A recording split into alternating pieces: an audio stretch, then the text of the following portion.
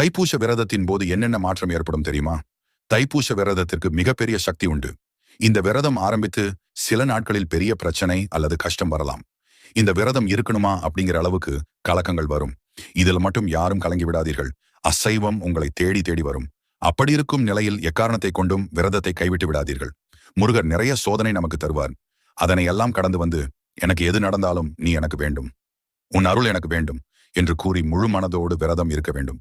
இப்படி இருந்தால் முருகன் உங்களுக்கு துணை நிச்சயம் உங்களுக்கு உண்டு. நீங்க தைப்பூசத்திற்கு 48 நாட்கள் விரதம் இருந்தாலும் சரி, 21 நாட்கள் விரதம் இருந்தாலும் சரி, குழப்பமான மனதுடன் விரதம் இருக்காமல் விரதத்தினை முறையாக கடைபிடியுங்கள். உங்களால் எது முடியுதோ அதை முருகருக்கு முழு மனதோடு பண்ணுங்க. முருகர் ஆடம்பரத்தை எதிர்பார்க்க மாட்டார். அவருக்கு உண்மையான பக்தராக இருந்தாலே போதும். எனக்கு இதுதான் வேண்டும், எனக்கு இதை கொடுத்து விடும் முருகா என்று உங்களின் வேண்டுதலை உறுதியாக முருகனிடம் சொல்லி விரதம் இருங்கள். உங்களுக்கு எது நன்மையோ அதனை தகுந்த நேரத்தில் நடந்தே தீரும். இந்த விரதம்